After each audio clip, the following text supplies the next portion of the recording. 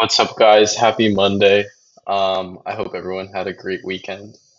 Today, I wanted to quickly, so it's still early in the morning, I'm going to quickly run through three types of clients that I've experienced. Now, these clients can be friends, they can be referrals, they can just be people that you pitch and maybe they want to work with you.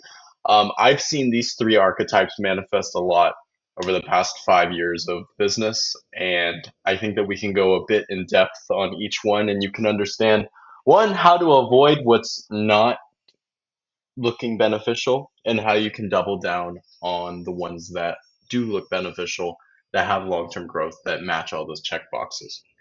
We're going to start with the bad ones first. And I call this the triple D method. Or not the triple D method, but the triple D archetypes of good and bad clients, right? So you got D number one here, which is dependent.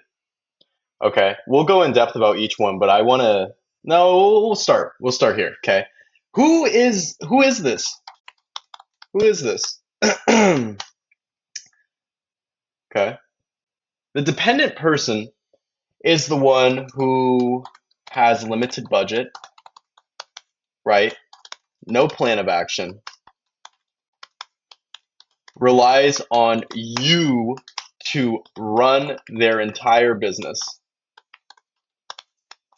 has no real monetary ability to compensate you unless you, emphasis on you, the agency owner, unlock victory, right? So what you kill for our business, I will give you a percentage of that. Now I'm going to explain why this one is tricky. And you see a lot of them, especially in younger partners and everything. You have somebody who is unproven in business that has more of a visionary outlook, no comprehension of systems and operations in play, and of course that's reflected in their budget. Maybe they still work a job. They're not fully an entrepreneur, but they think that they are. This is dangerous. I've dealt with quite a few partners in the past that fall into this category. And what you see is it falls into the realm of charlatanism because it's not genuine. It's more of their future ambitions. This is important. You, as a agency owner, service provider, essentially a business owner, you have to wonder, why am I betting on another person's unproven ambitions? You have to wonder that. And you have to wonder, what's their budget like? Is there an opportunity cost? Should I be looking for clientele elsewhere? Because with this person, yes, you have to bet on victory, on creating victory. You are making something from nothing, and you're essentially making them into who they want to be. Now you have to wonder, is that a great place for me to spend my time to build my business with this type of clientele where I can only expect a check of whatever the amount is upon success? And then the business model is still unproven. Sounds like a waste of time to me. These are easy to come by. You can find these anywhere. Anyone's willing to get some free labor done and see if their dream idea works. I would avoid that. I would stay away from that trap. Okay, that is the archetype of the dependent. The next one is the discount.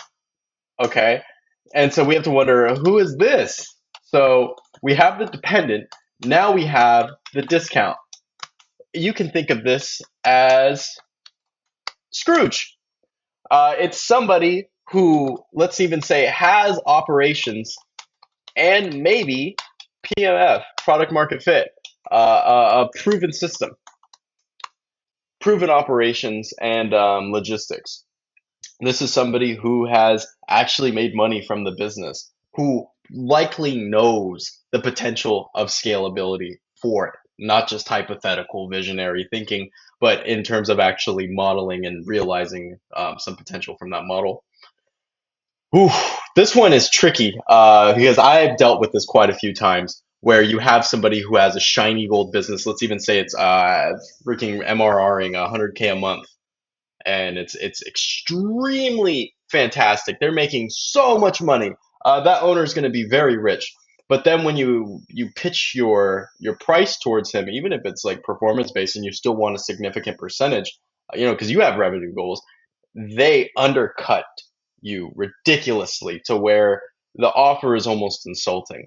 Now, this is tricky because it's an illusion. They are rich and don't want to pay. They are going to show you how much money the business is making. They're going to say, take a discount now and I'm going to pay you later in the future. Um, I helped take a business through funding, right? They and built, operations, procedures, and everything. And yet things didn't work out as well as they should have. This is a complicated area because of the fact that there's somebody who really does not want to pay you what you're worth. Can you respect yourself as a company if somebody doesn't want to pay you your fee and you're able to deliver on that fee tenfold and actually increase their revenue? I'm going to make you way more money, but you don't want to pay me more. There's an imbalance there. That relationship is not fruitful for both parties. It's fruitful for one party. And once again, these people are a bit more rare to come by, but they're always looking for a deal. And it's on you to be able to notice when somebody isn't valuing the service or offerings that you're providing. And if they can't value you and pay you something that's worthwhile, either in the immediate or in the long term, but it has to be structured through contract. Do not rely on good faith. Um, it's a ridiculous game to play. You're right here with the dependent guy. So you got the dependent guy and you have some cheap rich guy. Oh my gosh, very sad. Imagine a portfolio full of these people. How hard is it going to be for you to collect 20K a month, in revenue? It's going to be very hard with these two things. So those are the two bad D's. You got the dependent and you have the discount. Now, what's the other one? Okay. You have the delight, let's call it. I made the video to like kind of warn about the first two, but now we'll talk about like who's actually good. Okay, who is this, right? You have someone who is honest at where their business is. Okay, you can also think that this person is also a partner in, yeah, it's basically like I'm trying to think of how to word this without making it complicated. But in a way, in all the meetings and everything, you're not meeting as two different parties. The thing about the discount is when you go to a meeting, he's defending himself away from you guys. In this, there's a synergistic effect where you guys can fuse into one consulting firm, client, merge. They treat you like a partner in your meetings and in your deliberations, and you guys join efforts to make better business, which is fantastic. Okay, and then he compensates reasonably. Um, he listens to your terms. He or she, sorry. They listen to the terms. They respect you enough to where they're willing to entertain your price point. And then they see, can you, now at this point, it's on you to meet the KPIs. And you know that your partner is willing to pay. This unlocks assurance for both parties because there has to be trust between firm and firm. It has to be a mutually benefiting relationship, not where one person is getting such a steep discount on talent that they can brag about it to their friends and still receive your premium service. And it's not like somebody else who just literally has a pipe dream and has to rely on your hard work to get some level of success because they need to make rent next month. That is a nightmare. The other one is a kind of a lucid bad dream. Maybe you see a sleep paralysis demon. And then the last one is 8 hours of very good sleep, and then you wake up and you're ready to execute. Because this person is going to be a friend, it's going to be a companion. You can set honest KPIs.